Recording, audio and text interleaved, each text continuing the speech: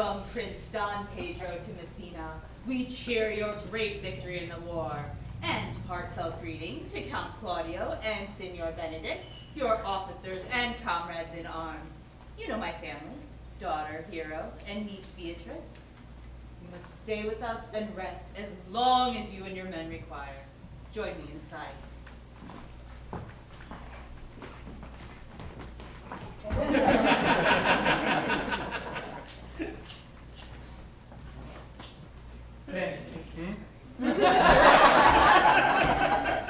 Didst thou note the daughter of Signor Leonardo? I noted her not, but I looked on her. Oh.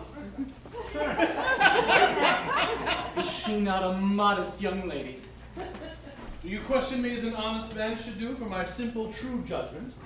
Or would you have me speak after my custom as a professed tyrant to their sex? No, I pray thee, speak in sober judgment. Why, faith, methinks she's too low for a high praise, too pink for a fair praise, and too little for a great praise.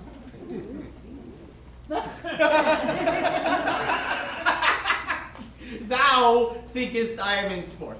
I pray thee, tell me truly how thou likest her. Oh, in mine eye, she is the sweetest lady that ever I looked on. I can see yet without spectacles, and I see no such matter. There's her cousin, and she, when not possessed with a fury, exceeds her as much in beauty as the 1st of May doth the last of December. But I hope you have no intent to turn husband, have you? I would scarce trust myself, though I had sworn the contrary. If Hero would be my wife, Is't come to this?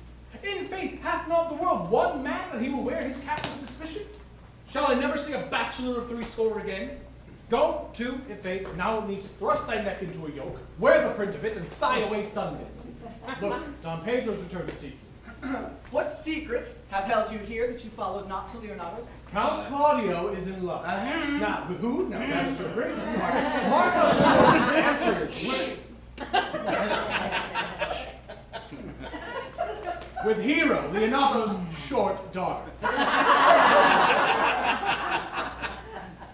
if my passion not change shortly, God forbid it should be otherwise. Amen, if you love her, for the lady is very well worthy. You speak this to fetch me in, my lord? By my troth, I speak my thought. And in faith, my lord, I spoke mine. And by my two faiths and troths, my lord, I spoke mine. That I love her, I feel. That she is worthy, I know. That I neither feel how she should be loved, nor know how she should be worthy, is the opinion that fire cannot melt out of me. I will die in it at the stake. Thou wast ever the obstinate heretic in the despite of beauty. And never could maintain his part. But in the force of his will,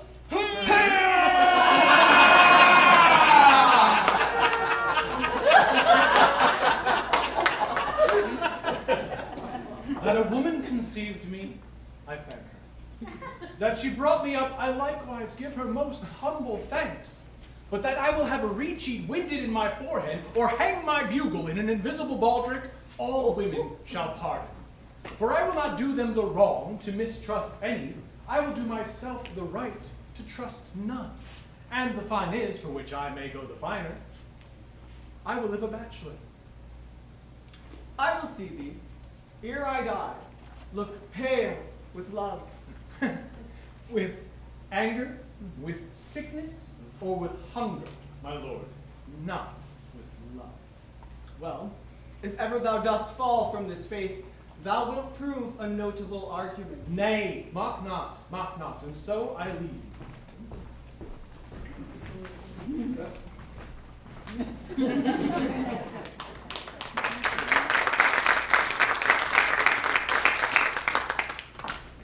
Was that Count John here at supper?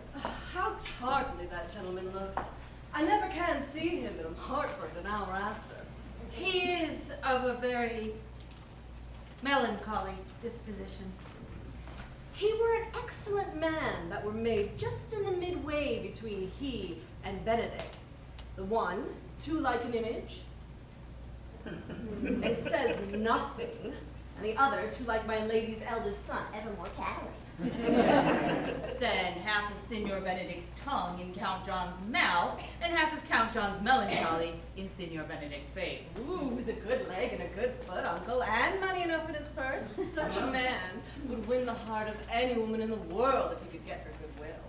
By my troth, niece, thou wilt never get thee a husband if thou be so shrewd of thy tongue.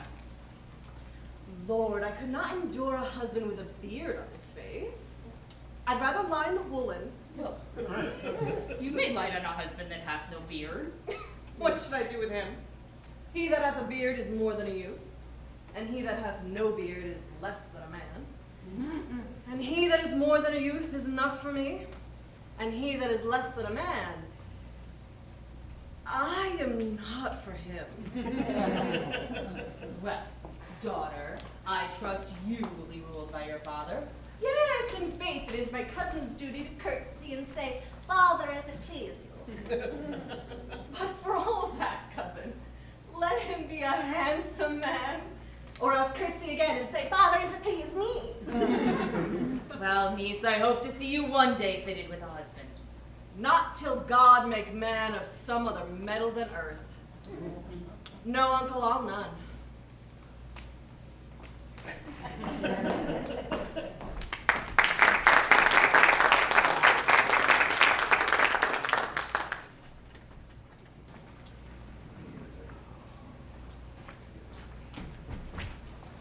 Will your grace command me any service to the world's end?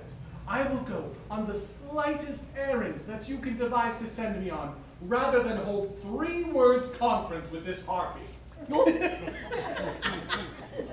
None. But to desire your good company.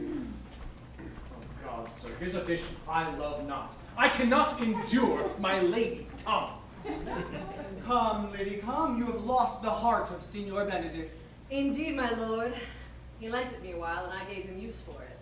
A double heart for a single one. You have put him down, lady. You have put him down. Oh, so he would not do me, my lord, lest I prove the mother of fools. I have brought Count Claudio, whom you sent me to seek. How now, Count? Wherefore art thou sad? Not sad, my lord. How then, sick? Neither, my lord.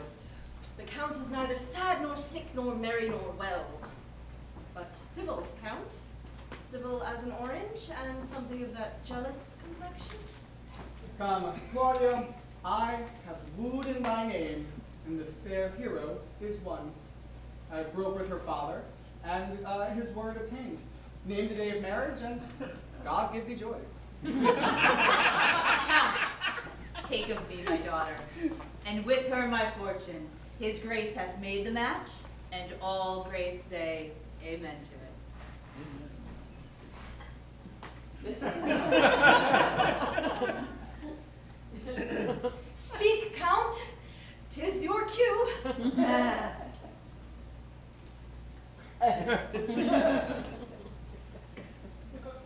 Silence is the perfectest herald of joy.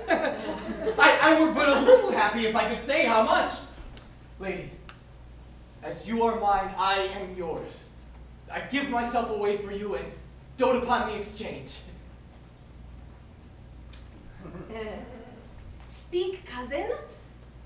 Or if thou cannot, stop his mouth with a kiss and let him not speak neither.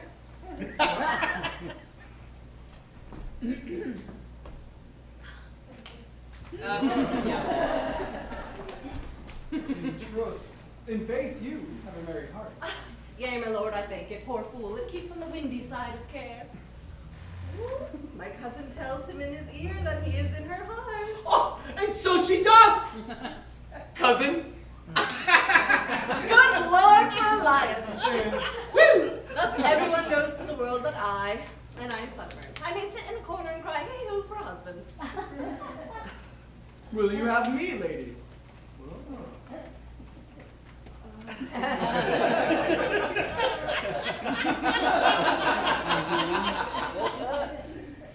No.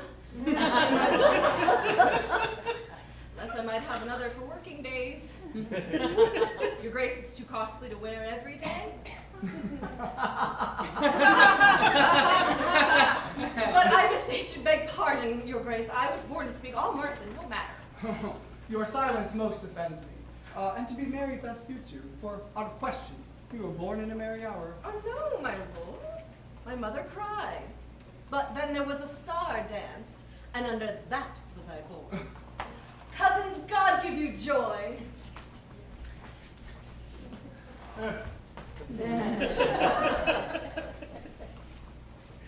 By my troth, a pleasant spirited lady. There's a little melancholy element in her, my lord. She cannot endure to hear tell of a husband. No, by no means. She mocks all her wooers out of suit. She were an excellent wife for Benedict. Oh, Lord, my Lord.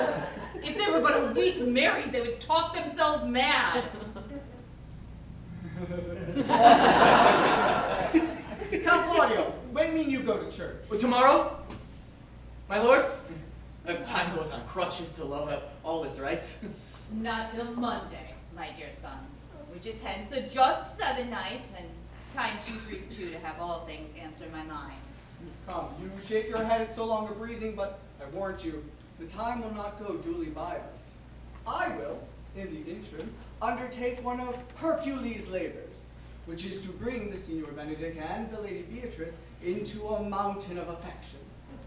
The one with the other. My lord, I am for you. And I, my lord. And you, gentle hero? I will do any modest office, my lord, to get my cousin to a good husband. And Signor Benedict is not the unhopefulest husband that I know. Come in, and I will tell you my drift.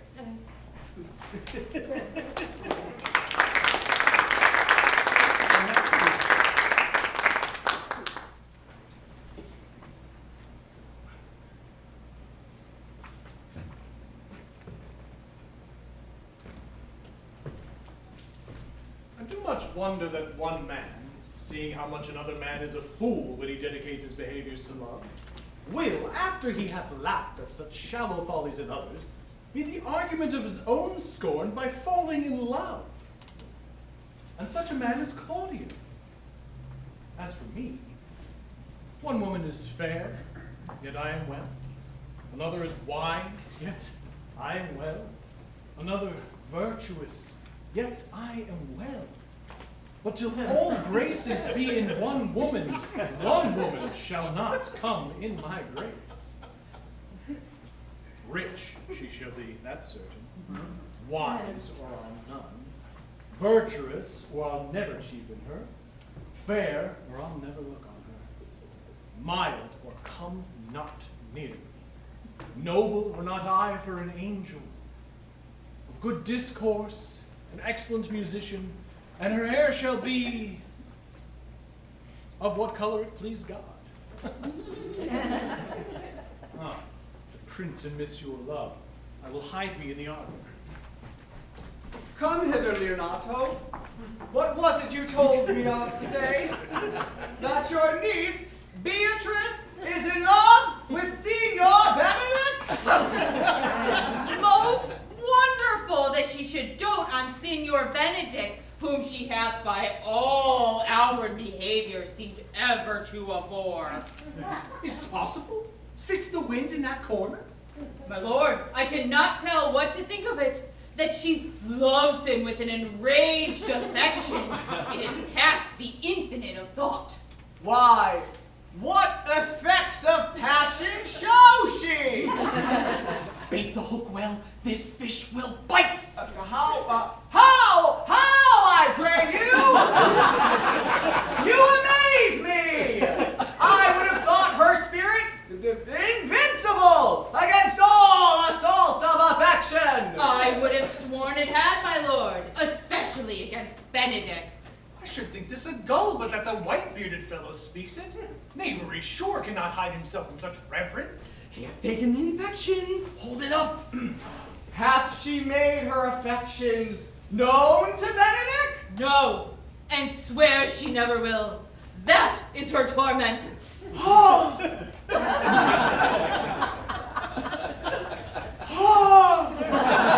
Oh! 'Tis true, indeed. So your daughter says. Shall I? Says she, who have so often countered him with scorn, write to him that I love him?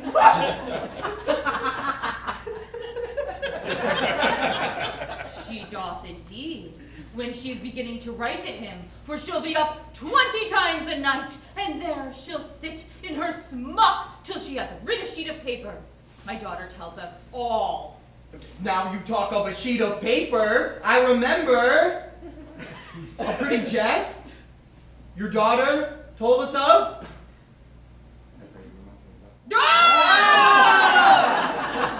When she had read it and was reading it over, she found Benedict and Beatrice between the sheets.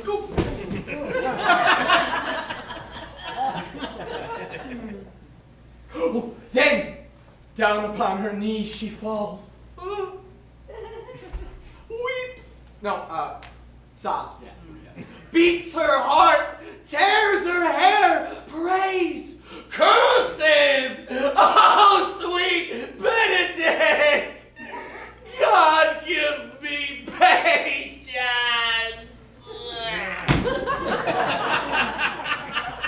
She doth indeed. And the ecstasy hath so much overborne her that my daughter is sometimes afeard she will do a desperate outrage to herself. It is very true. It were good that Benedict knew of it by some other, if she will not discover it. To what end? He would make but sport of it and torment the poor lady worse. And he should, it were an alms to hang him. She is an excellent, sweet lady, and out of all suspicion, she is virtuous. And she is exceedingly wise.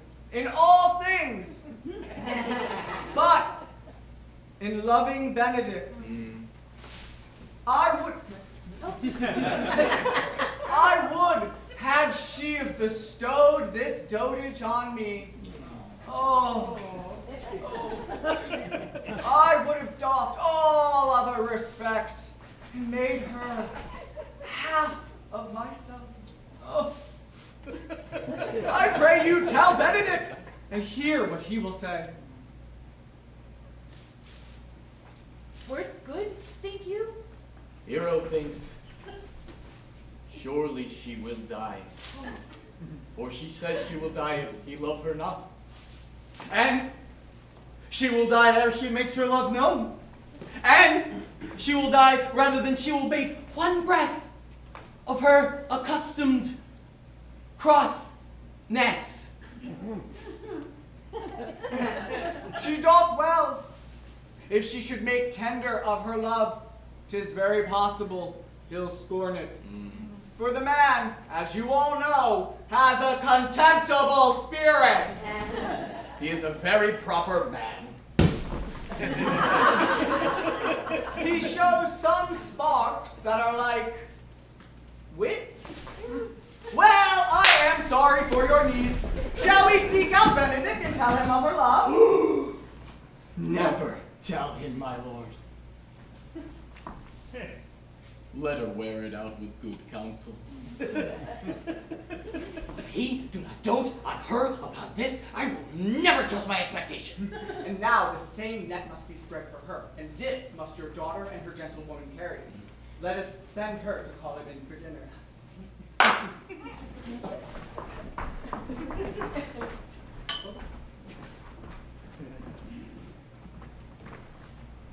This can be no trick. The conference was sadly born. They have the truth of this from Hero. They seem to pity the lady. It seems her affections have their full bent. Love me?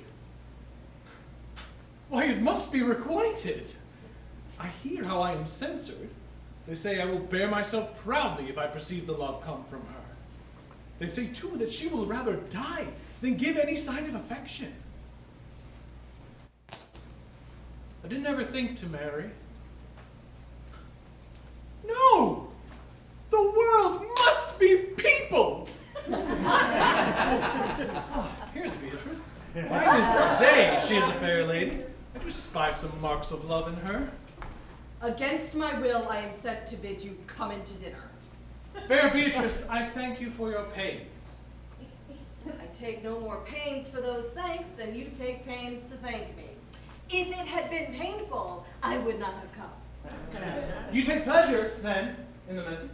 Yea, just so much as you may take upon a knife's point and choke a doll withal. There you go.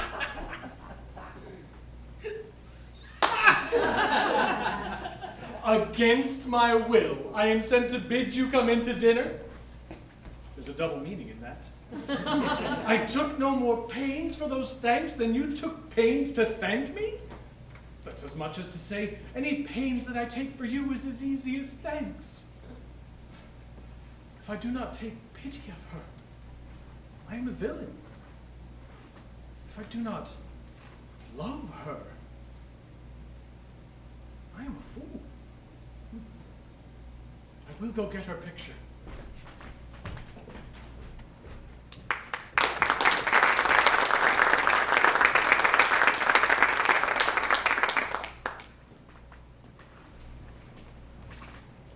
Now, Ursula, when Beatrice doth come, as we do trace this alley up and down, our talk must only be of Benedict. When I do name him, let it be thy part to praise him more than ever man did merit. My talk to thee must be how Benedict is sick in love with Beatrice. No, truly, Ursula, she is too disdainful. I know her spirits are as coy and wild as haggards of the rock. But are you sure that Beatrice loves Benedict so entirely?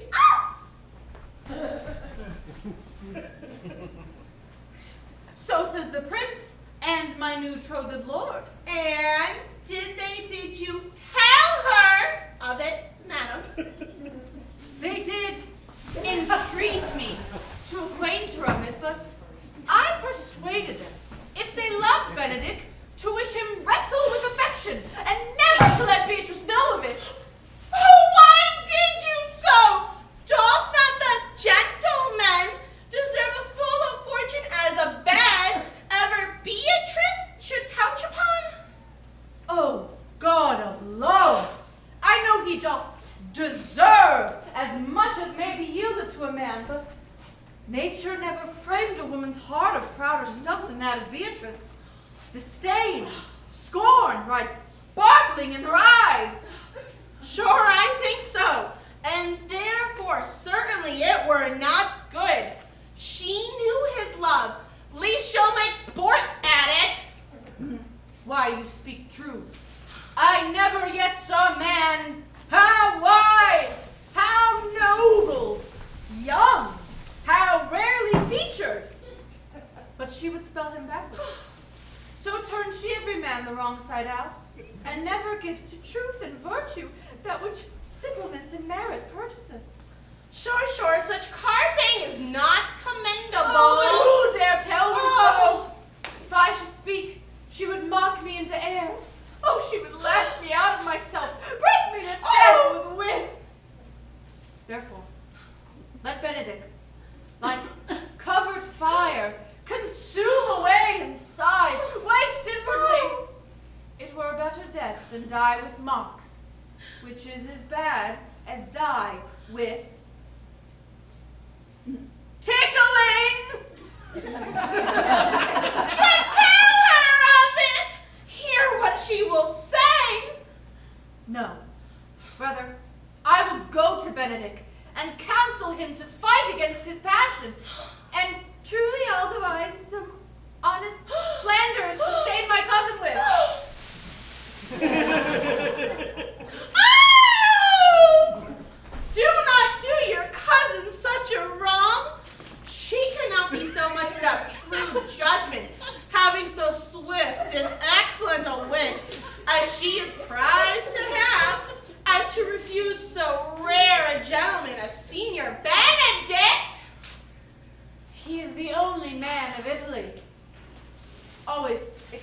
dear Claudio. I pray you, be not angry with me, madam, but speaking my fancy, Senior Benedict, for shape, for bearing, argument, and valor, goes foremost in report through Italy. Indeed, he hath an excellent good name. His excellence did earn it ere he had it. When are you to be married, madam? Why, it is tomorrow. Come, go in. I shall be so attired and have thy counsel which is best to furnish me with. She's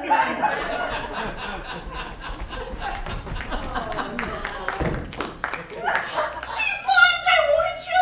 We have caught her, madam. And if it proves so, then loving goes by house. Some cupids kill with arrows, some with traps.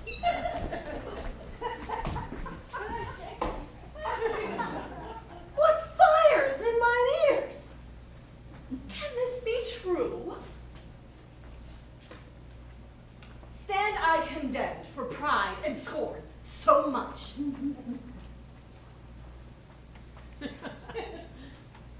Contempt, farewell. Maiden pride, adieu. No glory lives behind the back of such. And Benedict, love on! I will requite thee. Taming my wild heart to thy loving hand. If thou dost love, my kindness shall incite thee.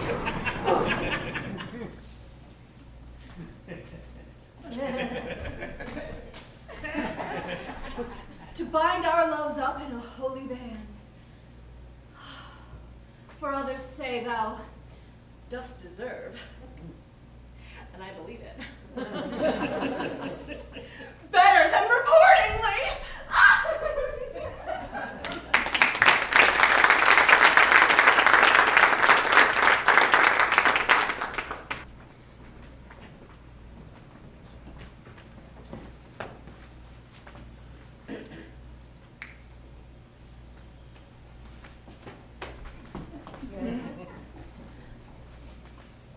Give me your hands before this assembly. I am your husband, if you like of me. And I your wife.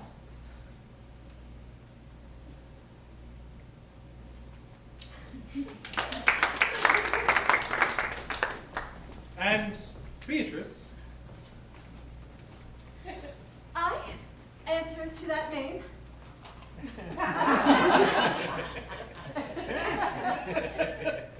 What is your will? do not you love me? I know. No more than reason. Why, then your uncle and the prince and Claudio have been deceived. They swore you did. Do not you love me? Troth, no. No more than reason. Why then my cousin and Ursula are much deceived, for they did swear you did. They swore you were almost sick for me. They swore you were well nigh dead for me. It is no such matter. Then you do not love me. No, truly, but in friendly recompense. Huh. Come, cousin, I am sure you love the gentleman. And all be sworn upon he loves her. For here is a paper written in his hand. Oh! A haunting sonnet of his own pure brain, fashioned to Beatrice. And here's another, writ in my cousin's hand, stolen from her pocket, containing her affection unto Benedict. Oh.